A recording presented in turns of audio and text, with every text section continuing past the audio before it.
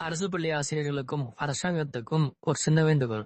நம்ம அரசு பள்ளி மாணவர்களோட வாழ்க்கைலாம் எதை நோக்கிங்க போயிட்டு இருக்கு? முழுவதும் ஃபுல்லா ஒழுங்கீனமான செயல்களை அதிகரிச்சுட்டே போறத பார்க்க முடியுது. செய்திகள்லயோ, சோசியல் மீடியாக்கள்லயோ, நேர்லயே கூட நம்மளால பார்க்க முடியுது. சின்ன வயசுலயே அந்த குழந்தைங்க தண்ணி அடிக்குது, கஞ்சா அடிக்குது. பொது இடங்கள்ல பையனும் பொண்ணு சேர்ந்துக்கிட்டு அநாகரிகமான செயலெல்லாம் ஈடுபடுறது. யூனிஃபார்மை போட்டுக்கிட்டே இந்த மாதிரிலாம் வேலை பண்ணதுங்க.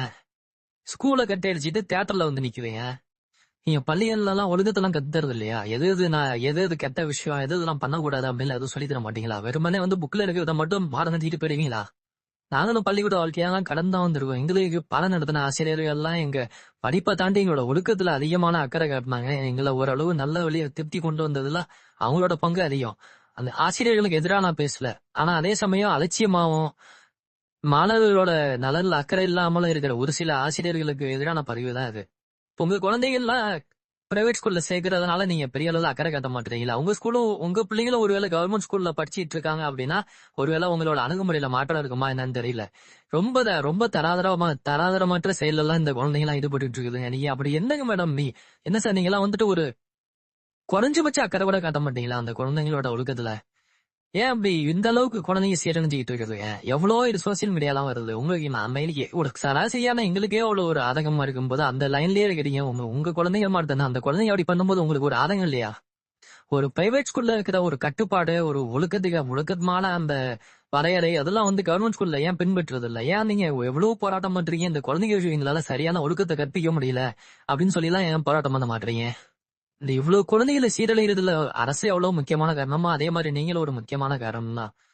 திருத்துல இடத்துல இருந்துகிட்டு நீங்க அமைதியா இருக்கிறது ஒரு ரொம்ப வேதனைக்குரிய ஒரு விஷயம். அரசு வந்து பாடல்ல அடிக்க கூடாது அப்படின்னு சொல்றது வந்து முற்றிலும் ஏற்கவே முடியாதது. ஏன்னா இந்த வயசுல அந்த குழந்தைகளை தப்பு பண்றத வார்த்தையால திருத்த முடியாது. அடிச்சுதான் ஆகணும். அவங்க ஆசிரியர் அந்த இடத்துல இருக்கும்போது அவங்கள அடிக்கணும் அப்படிங்கிற நம்ம ஒரு அந்த பிரிவிலேஜ் நம்ம கொடுத்துதான் ஆகணும். நம்ம விட்ட பிள்ளை வந்து அவங்க அரசு பள்ளிக்கூடத்துல படிக்கல. நம்ம எதுக்கு இதை பத்தி எல்லாம் கவலைப்பட்டுக்கிட்டு, நம்ம எதுக்கு இதை பத்தி தேவையில்லாத பேசிக்கிட்டு அப்படின்லாம் என்னால சகிச்சுட்டு போக முடியலங்க. படிக்கிற ஒவ்வொரு குழந்தையும் ஏழை குழந்தை தான். அந்த ஏழை குழந்தைக்கு குடும்பத்துல எவ்வளவோ கஷ்ட நஷ்டத்தை தாண்டி தான் அந்த குழந்தைங்க வருது. அதுங்க ஒரு சரியான பாதையில திருப்ப முடியாம அதை நம்ம வந்துட்டு அதை விடுறது வந்து ரொம்ப தவறான விஷயம்.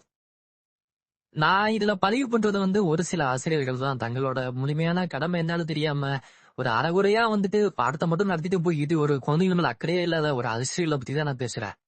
இது வந்து மற்ற ஆசிரியர்கள் வந்துட்டு இதுல எல்லாரும் கமெண்ட் பண்ணணுங்கிற அவசியம் கிடையாது. எவ்வளவு ஆசிரியர்கள் நல்ல பணியை செஞ்சிட்டு இருக்காங்க. எவ்வளவு பேர் சோசியல் மீடியாலையும் பாக்குறோம். அவர்கள் வந்துட்டு நிச்சயமா பாராட்டப்பட வேண்டியவர்கள் தான். அவர்களை பத்தின பதிவு இது கிடையாது. பட் இருந்தாலும் உங்களுக்கு கோவம் வருது, நான் சொல்ற பதிவு கோவம் வருது.